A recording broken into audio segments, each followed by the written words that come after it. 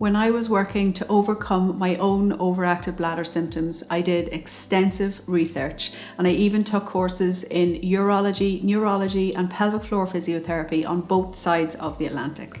I had great success with bladder retraining using all the tricks that inhibit urgency that I shared in an earlier video, but I didn't find any information that would prepare me for what things would be like when I actually regained control. Now, you may be thinking, but you regained control, so there's no issue. But actually, I'm here to tell you that there is an issue, and in my opinion, it's the biggest issue for someone working to return to normal after overcoming overactive bladder and incontinence. And that is learning to read your bladder signals to know when it's actually time to pee. Because you have lived with bladder spasms and pain, and because you've been working to extend the duration between voids, it can be confusing and even worrisome every time you get a signal from your bladder. There's a real lack of trust between you and your bladder. So when you feel like you need to go, you also remember having that feeling before, like you really needed to go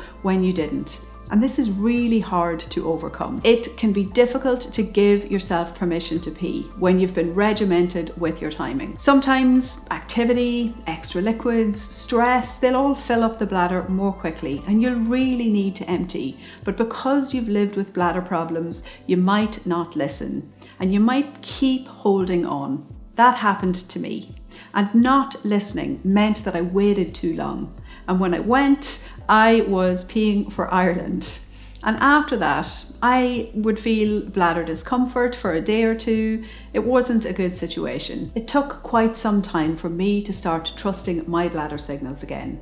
The bladder diary is really helpful if you're unsure because it shows the pattern of your bladder. So anytime I feel confused, I just grab my measuring jug and I give myself some clarity. So I really want you to understand that overcoming overactive bladder requires that you learn to trust your body again. You need to approach your bladder with compassion. You need to learn your own unique patterns rather than trying to fit into someone else's idea of normal. My own pattern has more frequency early in the day after my morning coffees, and I usually drink 2 cups each morning. It's also more frequent if I'm really active. So I know that if I have a gym session or a yoga class or I go for a run, I'm going to have a really full bladder afterwards. I also know that I can go long stretches in the evening without urinating, especially when I'm relaxing. A normal functioning bladder doesn't follow a clock or empty on a timed voiding schedule. When things start to normalize for you, it's important to give yourself permission to empty when you feel the need to go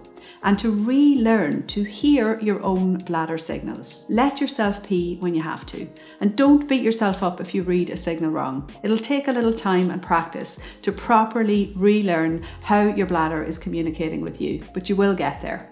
If you're unsure about normal bladder function, then just watch this video because it explains how a normal functioning bladder works. And you can find lots of resources and information on the links in the description or by jumping over to thefloweремpowered.com. You can do this.